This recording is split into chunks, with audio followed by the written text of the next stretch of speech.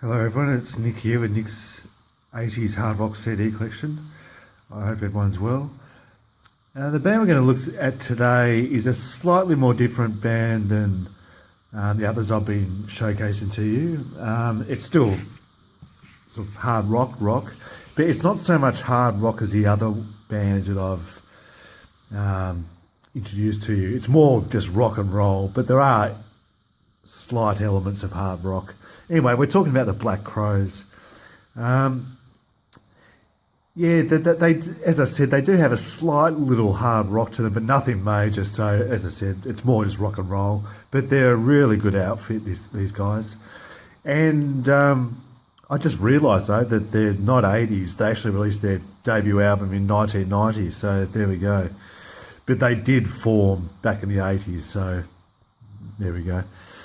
So yeah, their first album, it's called Shake Your Money Maker, and it was released in 1990.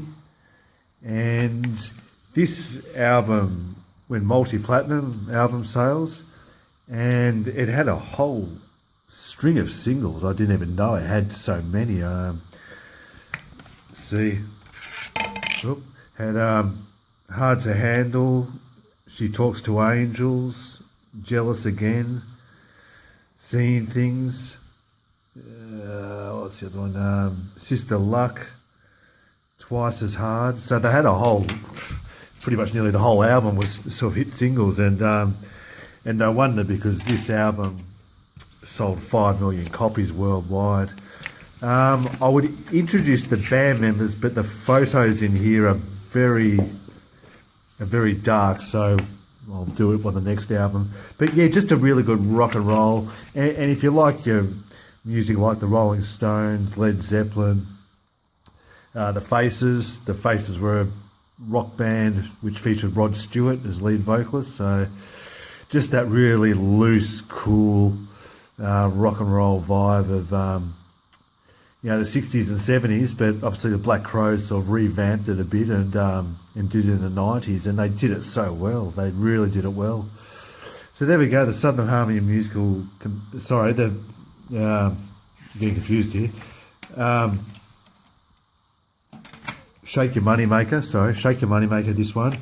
Now the next one, this one was released in 1992, and this one was called the Southern Harmony and Musical Companion.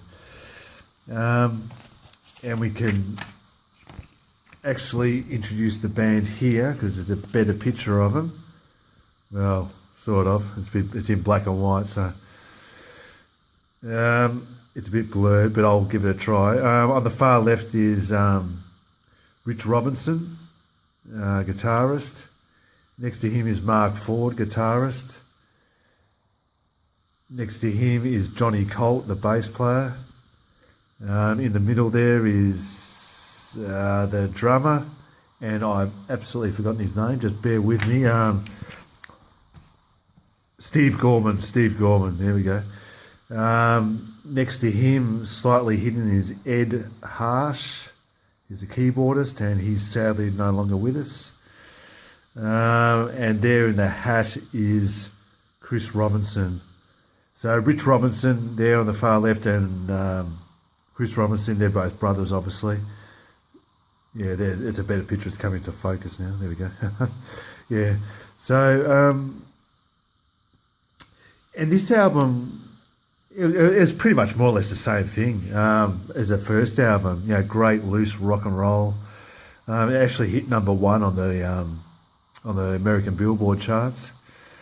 It had hit songs like Remedy. You probably remember the song Remedy if you heard it. Sting Me, Thorn in My Pride, and Hotel Illness. There's a better picture of them there. Yeah, so now I used to have at least 2 other more albums of the Black Crowes, but I don't anymore.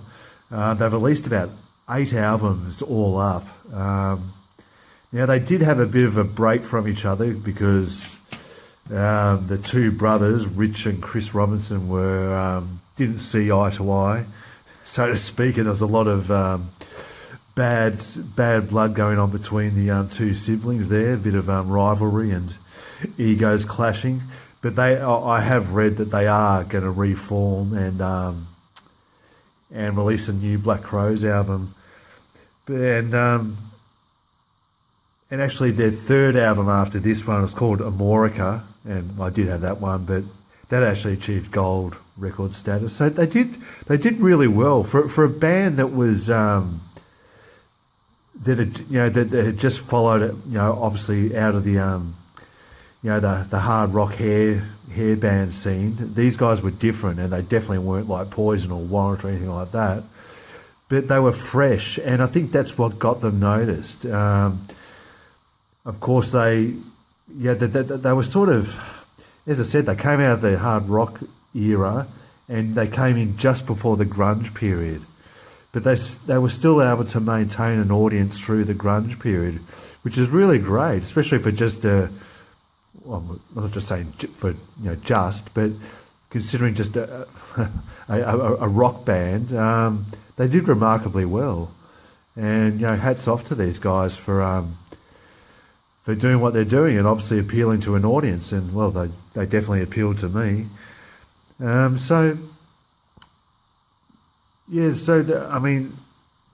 All up to, they've released over 30 million albums worldwide. So that's a great effort, a really good effort.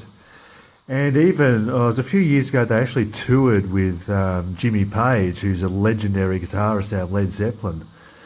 And so that would have been, and Led Zeppelin were a huge influence on these guys. So that would have been a real treat to see that live, the Black Crowes with Jimmy Page. I mean, that's a stuff of legends, really. And I have actually watched a few YouTube clips of the Black Crowes and Jimmy Page, and it's just awesome. It's just great rock. That's all. Well, that's what else can you say? So there's the Black Crowes, and look, I'm not quite sure whether I will complete my Black Crowes album. I don't know. I've been sort of umming and ahhing about it, whether I should or not. But we'll see what happens. I do know I can pick them up secondhand at these record stores I go to, so I know they are there, readily available. So there we go. There's the Black Crowes, a great rocking band. If you love your loose swinging, rock and roll, then you'll love these guys. They do it well. They do it really well, these guys. So there we go, the Black Crowes. Now the next bands I'm going to do, I'm going to do what I did last time and incorporate two separate bands together. So I'm going to do Firehouse, and the other one I'm going to do Steelheart. Now these bands have nothing in common with each other. They're totally separate from each other, but I'll do these two next. And so until then, I hope everyone's doing well, and thank you again for watching. And as the Black Crowes did it so well and so loud and so proud, keep on rocking, everyone. Take care. Bye-bye.